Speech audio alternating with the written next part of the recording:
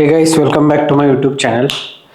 मागच्या व्हिडिओमध्ये आम्ही बघत होतो की रोल ऑफ कम्युनिकेशनचं केवढं इम्पॉर्टन्स आहे, केवढं इम्पॅक्ट ते करते, राईट. आणि आपण डिप्रेशन एक्झाम्पल घेऊन बघत होतो, राईट. कोणीतरी आम्हाला डिप्रेशन सांगितला और आम्ही स्वतःला म्हटलो की आम्ही डिप्रेस्ड आहे, तर मग कसं ते इम्पॅक्ट करते आम्ही बघितलो. कारण जेव्हा आम्ही बिलीव्ह करतो की आम्हाला डिप्रेशन आहे म्हणून, मग ते ऑटोमॅटिक आगे ते बिहेवियर मध्ये कन्वर्ट होते. जर मला वाटलं की मला डिप्रेशन आहे, मग symptoms one symptom three behaviour मध्ये कन्वर्ट होऊन जाते. कारण आम्हाला माहित असतं की ओके मला डिप्रेशन आहे, मग आणि काय करतो, ओके मला हे पण आहे, हे पण आहे, हे पण आहे म्हणतात आणि ते बिहेवियर मध्ये कन्वर्ट होते. म्हणून आम्ही काय करतो, जास्ती वेळा स्वतःला ब्लेम करतो, ही माझी चूक आहे, ही लाईक डिप्रेशन मला आहे म्हणून, नाहीतर मला एन्झायटी आहे. आता ह्या जनरेशनला, नाहीतर दिस टाइम म्हणजे ह्या टाइम मध्ये सगळेजण म्हणतात, ते कॅज्युअली सांगतात मला एन्झायटी आहे, मला स्ट्रेस आहे, राईट. पण त्याला माहित नाही हे केवढं इम्पॅक्ट करते. त्या काहीतरी एक सिनॅरिओ घेऊन त्यांनी म्हणतात ओके हे म्हटलं तर स्ट्रेस. त्यांनी केव्हा डेफिनेशन बघितलं नसतात, जास्ती जण जे जनरल डेफिनेशन बघितले असतात. जेव्हा तुम्ही बिलीव्ह करता तुम्हाला आहे, मग ते आणि जास्ती इम्पॅक्ट तुम्हाला होते, राईट. काही सिनॅरिओ मध्ये काय होतंय की असते स्ट्रेस असते, एन्झायटी असते, 1% असते. पण इट डिपेंड्स, तुम्ही जर बिलीव्ह केला मग नक्की एन्झायटी असते. एन्झायटी म्हटलं तर ते काय डेफिनेशन आहे अकॉर्डिंग टू दॅट, राईट. पण थोडे जण काय करतात, मुद्दामून सांगतात मला एन्झायटी आहे, मला स्ट्रेस आहे. ते ट्रुथ मध्ये कन्वर्ट होऊन जाते जेव्हा मी सांगतो. कारण हे काय, एन्झायटी म्हटलं तर काय, स्ट्रेस म्हटलं ते डेफिनेशन सोडा, ते तुम्ही काय कंटेंट ऐकला, राईट. कंटेंट काय कंझ्युम केला एन्झायटी बघे, right. Happiness, happy movement, enjoyable, enthusiastic हे कंझ्युम केलं नाही. आनंद हे सगळं कंझ्युम केलं नाही. तुम्ही काय कंझ्युम केला, तुम्ही निगेटिव्ह, ओके, चिडचिड येतोय, नाहीतर जरा टेन्शन येतोय, नाहीतर किंवा हे काय म्हणतो, जरासा काय करायला येत नाही म्हटलं तर लय लो फील करतो. जर काय पण असून दे रिलेटेड तेच कंटेंट आम्ही कंझ्युम करतो ना. तर एन्झायटी केव्हा आम्ही रिकॉल करतो, केव्हा सांगतो एन्झायटी आहे, स्ट्रेस आहे, तेच आम्हाला रिकॉल येते.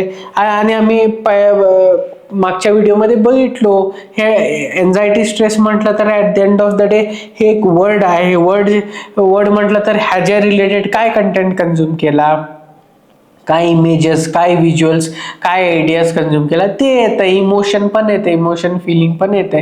म्हटलं तर काय, low feel, obviously high energetic feel होणार नाही, लो एनर्जी, लो फील होणार. Some people will cry based on content they consume, right. So हे सगळं असं होणार. म्हणून यू शुड नॉट ॲट्रिब्यूट, तुम्ही लगेच सांगायचं नाही की मला हे आहे, मला ते आहे. सगळ्यांचं एक प्रॉपर डेफिनेशन असते, सगळ्यांचं एक असते. डेप्थ मध्ये जायला पाहिजे. म्हणून क्वेश्चनिंग माइंडसेट यूज करा. ओके, एन्झायटी म्हटलं तर काय, नक्की काय स्ट्रेस आहे, मला खरं आहे का, डायरेक्टली बिहेव करा डेप्थ मध्ये, हे आहे का, ओके मला हे नाही, एवढं एक सिम्पटम्स आहे, एक सिम्पटम मध्ये एक पार्ट आहे, ओके आहे, नाही ते ऍक्च्युली फॉर्म झाला, जनरेट झाला, कसं झाला, हे फॅक्टर अफेक्ट केला, तर हे फॅक्टर चेंज करा. असं मला स्ट्रेस आहे, एन्झायटी आहे म्हणून सांगत बसू नका. उलट ते काय करते, तुम्हाला आणि स्ट्रेस देते. तुम्हाला स्ट्रेसचं एक कॅरेक्टरिस्टिक्स असलं की जेव्हा तुम्ही बिलीव्ह करता मला आहे, मग ते तुम्ही म्हणणार मला हे पण आहे, हे पण आहे, हे पण, ऑटोमॅटिकली हे बिहेवियरला कन्वर्ट होते. असं करू नका. म्हणून म्हणाले प्रत्येक शब्दाचा एक अर्थ असते. एव्हरी वर्डला एक मिनिंग असते. सगळं आम्ही बघितलो कसं रिकॉल होते, कसं इमोशन्स जनरेट होतात, कसं फिलिंग येतात, राईट.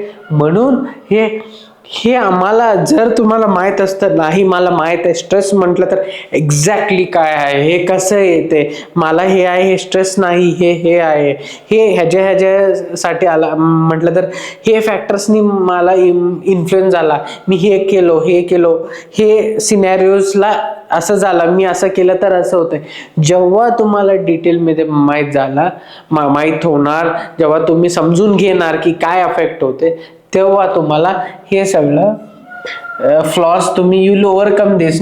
तुम्ही हे सगळं सोडून काय ऍक्च्युअली अफेक्ट करते ते सगळं फिक्स करून तुम्ही पुढे जाणार.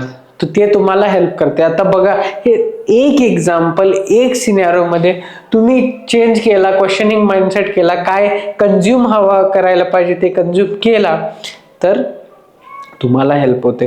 म्हटलं तर अजून एक पहा. आता तुम्ही जरा डिटेल मध्ये गेला तर काय तुम्हाला समजते, काय चेंज करू शकता हे तुम्ही अनालाइज करायला पाहिजे.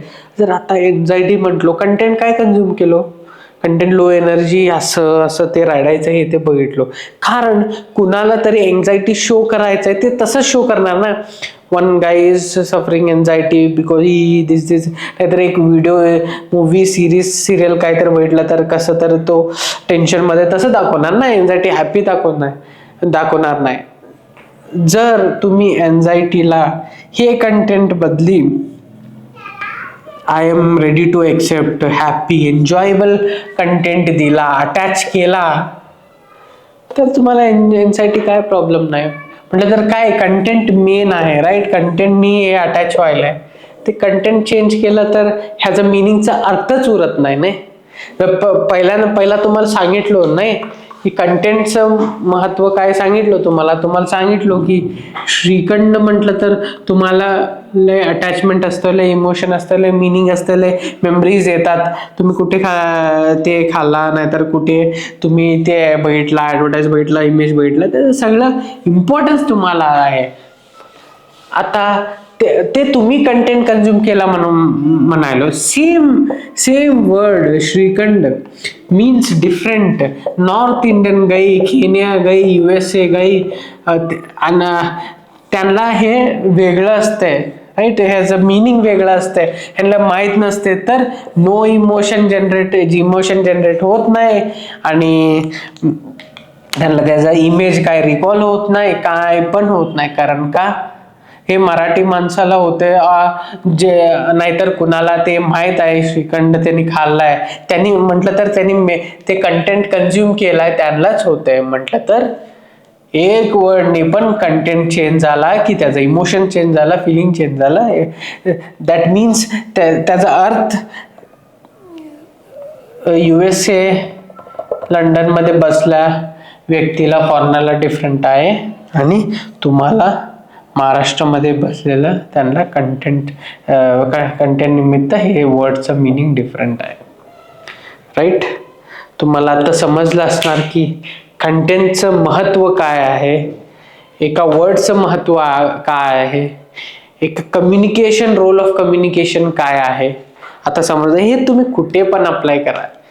एक क्षेत्रात नाही, एक जॉग्राफिकल लोकेशन नाही, नाहीतर एक सब्जेक्ट मध्ये नाही, एक कंडिशन मध्ये नाही, एक सिनेरिओ मध्ये नाही, तुम्ही कुठे पाहिजे तिकडे अप्लाय करा. हे वर्क झालं की तुम्ही ह्याचा यूज घ्या, नाहीतर क्वेश्चन करा, तुम्हाला सोल्युशन भेटेल. क्वेश्चनिंग माइंडसेट डेव्हलप करा, इव्हॅल्युएटिव्ह माइंडसेट ठेवा, आणि रेस्पॉन्सिबिलिटी पण आठवण ठेवा, आणि रेस्पॉन्सिबल सिटीजन.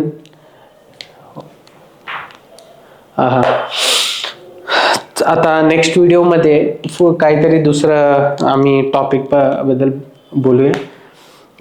मला माहित आहे की हे रॅन्डम करायलोय, फास्ट केवढं फास्ट होते ते तसं करायलोय, व्हेरी सिम्पल फॉर्मॅटमध्ये.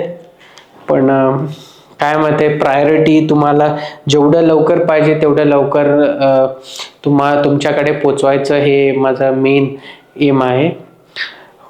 बघूया नंतर ना. आणि तुम्हाला आवडलं तर आणि पुढे डिटेलमध्ये घेऊया, नाही तर तुम्हाला काही क्वेश्चन्स असलं तर तुम्हाला काही डाऊट असलं, तुम्हाला कॉन्ट्रडिक्ट स्टेटमेंट असलं, ऑलरेडी कन्फ्युजन लई आहेत मला, मी यूट्यूब व्हिडिओज करून बोर्डमध्ये एक्सप्लेन करून आणि कन्फ्युजन क्रिएट करायचं नाही आहे.